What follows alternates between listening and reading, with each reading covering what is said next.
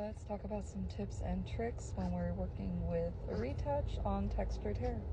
My client today told me that she loves coming to the salon now because she doesn't get her hair tugged on, pulled on. So the first tip that I want to give you is how to make this a comfortable experience for your client. I prepped with a nice finger detangle, and I'm going to add a lot of water to this, as well as a little bit of leave-in conditioner. The trick is to have enough moisture in here that we have slip and the hair will easily pull apart. I'm also using foils to cover up the area that I've outlined my bleach at, so when I fold the hair over, this isn't going to overlap and cause any additional breakage. The most important part about a clean retouch on textured hair is going to be our tension.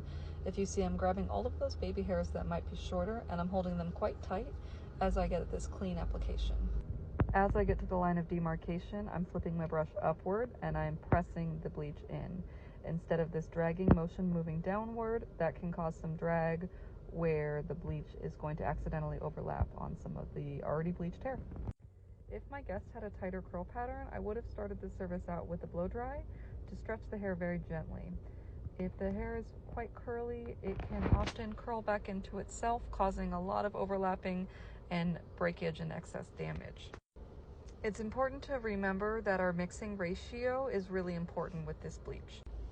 If our mixture is too watery, it's going to cause the hair, especially if it's been stretched, it's going to cause the hair to shrink into itself and bleed and run and overlap, causing a lot of damage.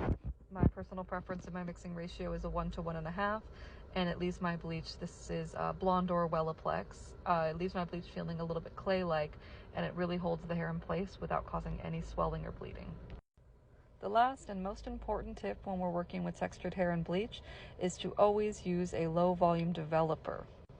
I lifted her roots and ends to a level 9 using 10 volume and got her there with her curl pattern intact. My client is naturally a level 2.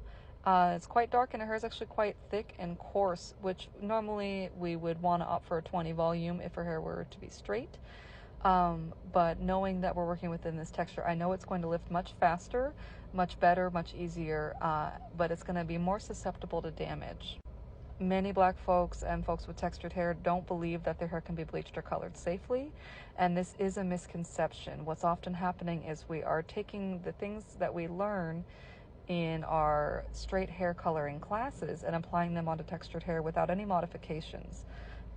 When we're using strong bleaches with 20 volume and beyond on textured hair, we then often blame the hair for being fragile, when in reality the hair is not fragile. The hair actually just loves to be colored and soaks that bleach right up.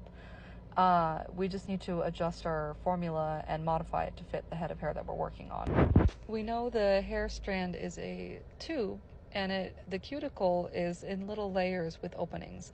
If you imagine them like blinds that can open and close, or like shingles on a roof, there is an opening in that tube.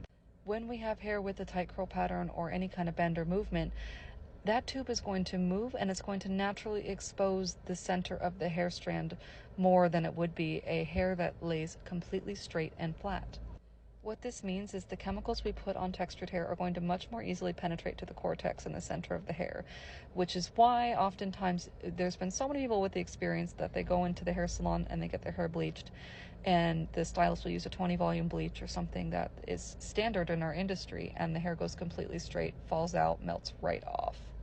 Textured hair is not fragile, it just loves to be colored. Let me know in the comments if you learned something today or if you have any tips or tricks to share with me.